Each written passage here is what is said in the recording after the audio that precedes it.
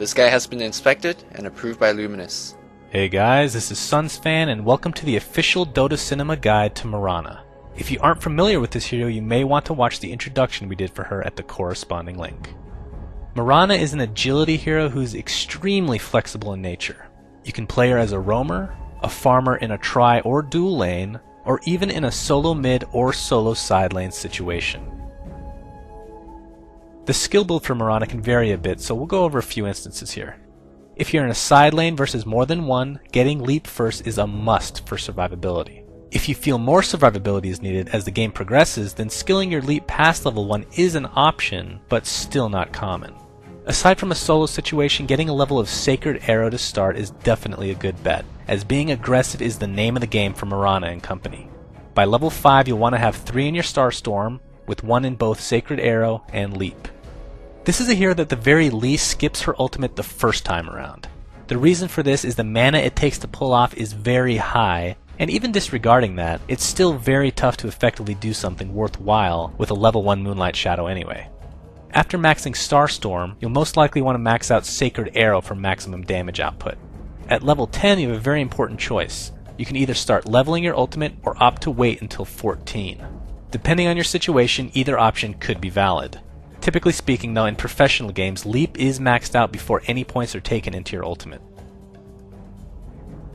For starting items, be sure to get a couple Slippers of Agility along with basic regeneration. The Slippers can be turned into either a Poor Man's Shield or Wraith Band. And if you feel a little mana regeneration is needed, then turning a Wraith Band into a Ring of Aquila is certainly a good way to go. For boots, Power Treads are the most efficient by far, as switching back and forth from intelligence boots when using spells can help save a lot of mana. If you feel a little extra mobility is needed, then phase boots aren't a bad choice either. During the mid stages of the game, look to get a Manta style, as it gives you the best of many worlds. You'll get some good stats to go along with both move speed and damage. The survivability aspect combined with the damage will prove to be the best pickup in almost any situation. If you're looking to carry, then getting a Diffusal or a Desolator should be looked at if you feel you can survive teamfights.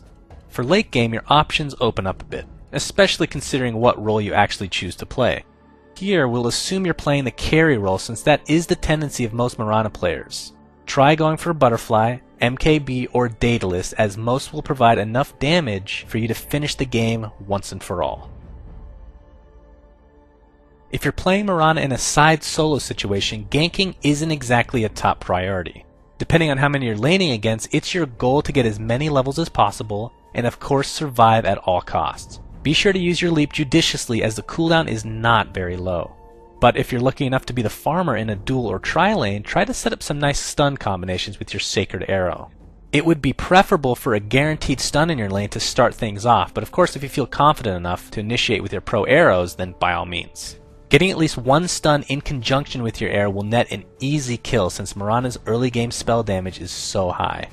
And then there's your ultimate, Moonlight Shadow. Try to use this as an initiation tool first and escape mechanism second.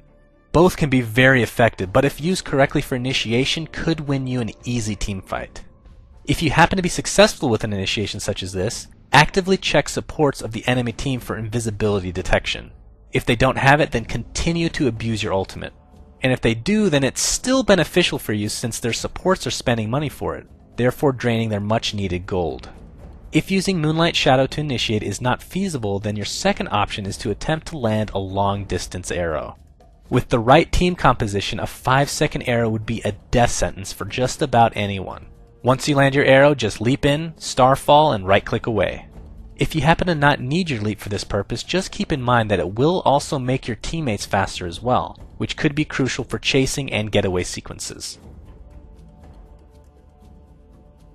Heroes that love playing with Mirana's pussy, Cat, would be those that have good slows or long crowd control spells, therefore allowing you to land a guaranteed Sacred Arrow. Examples of this would include Rasta with his Hex and Shackle abilities, Batrider with his Flaming Lasso, and of course the most storied of all would be Earthshaker with his amazing ability to fissure.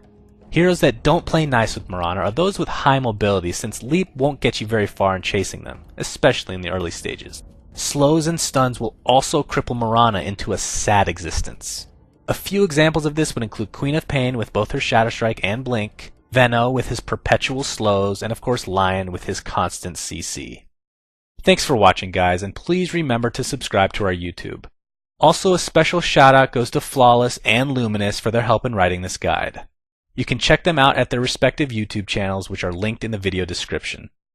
And finally, be sure to check out our new website at dotacinema.com, where you can find a ton of Dota 2 videos along with our live streaming page, which includes me playing with you guys on a nightly basis. My name is SunsFan, and until next time.